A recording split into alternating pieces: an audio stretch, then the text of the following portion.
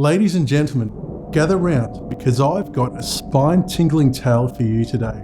A tale that will make the hairs on the back of your neck stand on end and send a shiver down your spine. We're diving into the enigmatic and unexplainable, the downright eerie world of the Joker ghost at Luna Park in Melbourne. Wow! Now let's set the stage, shall we? Picture this, Luna Park in the 1940s, a place of wonder and excitement, a haven for thrill seekers and joy lovers. The atmosphere is electric with laughter and screams filling the air. But beneath the surface of that innocent amusement, there's a dark undercurrent, a haunting presence that defies explanation. You see, my friends, it all begins on a moonlit night. A couple, Roy and Heather, both just 19 years old, are venturing into Luna Park. The year is 1940, a time when life was simpler, when the mysteries of the world were no less perplexing. They meet early that evening and hop on a tram, weaving their way through the bustling streets of Melbourne. There's flashes of lightning streaking across the sky like glimpses into another dimension. The heavens seem to be setting the stage for the eerie encounter that awaits our young adventurers. As they arrive at Luna Park, they step through the welcoming but somewhat creepy facade, and a chill runs down their spines. The air is heavy with anticipation and the smell of rain lingers. They can hear the faint echoes of distant thunder roll across Port Phillip Bay, a hint of the ominous events that will unfold. But Roy and Heather are undeterred. They're here to celebrate, to revel in the delights that Luna Park promises. The atmosphere is alive with the sounds of music and laughter, but there's something uncanny about it all. The lights twinkle like stars, casting long shadows that dance in the corners of their vision. It's as if the park itself is alive, a sentient entity watching, waiting. Heather and Roy take it all in, the excitement bubbling within them. They start with the gentler rides, drawn to the energy of the merry-go-round, then working their way up to the heart-pounding ones. But it's the Ferris wheel that beckons them, an imposing structure that reaches into the heavens. Heather, who's afraid of heights, hesitates, but Roy pleads with her, that eager glint in his eye, and eventually she relents. Now this is where it gets interesting, my friends.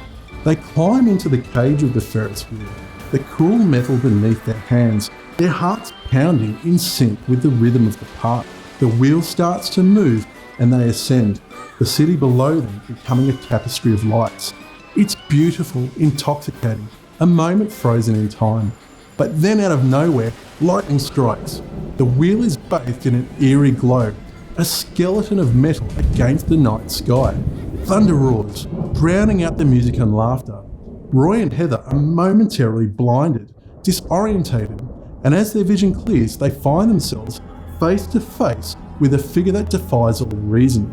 The Joker ghost, my friends, a life-size spectre, dressed in a court's Jester garb, sits nonchalantly on the restraining bar just meters away. The costume is gaudy, a riot of colours and bells that jingle eerily in the wind. But it's the eyes that hold them captive. Eyes that shine like stars, like beacons from another realm. They freeze, my friends. Time seems to stand still as the Joker leans closer, a malevolent grin spreading across its face. Heather's hand tightens around Roy, her heart pounding like a drum. The Joker's hand extends towards her, fingers like tendrils of mist caressing her cheek before slowly retracting. And then, just as abruptly as it appeared, the Joker vanishes into the inky blackness. Roy and Heather are left in the wake of its presence, their minds reeling, their souls shaken. But what was it? Who was it? Questions whirl through their minds, but answers remain elusive. Now, as we dive deeper into this tale, my friends, let's take a step back and consider the backdrop of Luna Park's history. You see, it's not just the Joker ghost that left its mark on this place. There have been other incidents, other mysteries that add to the eerie history. Let's talk about Henry DeLine, for example, a snake charmer who met an untimely end in 1913. Bitten by one of his own tiger snakes during a performance, he was taken to the Alfred Hospital in a comatose state. His attempts to explain how he cured himself in the past fell on deaf ears, lost in the confusion of his injuries. And then there's Mr. Clarence Hurst, whose life was tragically cut short in 1926. As he rode the scenic railway roller coaster, he turned to speak to someone behind him. In that split second, his head collided with one of the coaster's support beams, his fate sealed before he even realised it.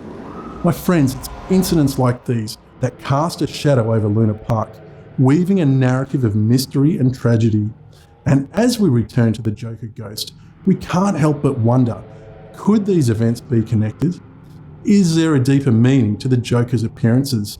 And let's not forget Elizabeth Patrick, who met her end in the most curious of circumstances in that same year of 1940. As she walked out of the park, she suddenly collapsed. Her final words a chilling premonition.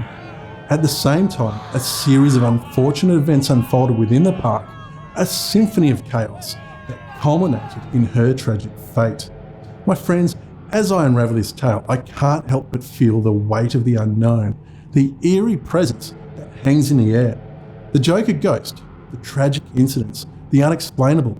There's something at play here that defies our understanding.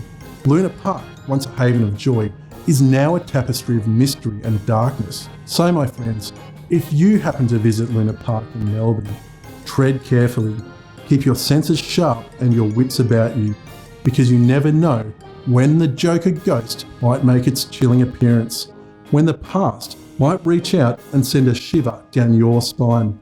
And remember, in the realm of the unexplained, anything is possible.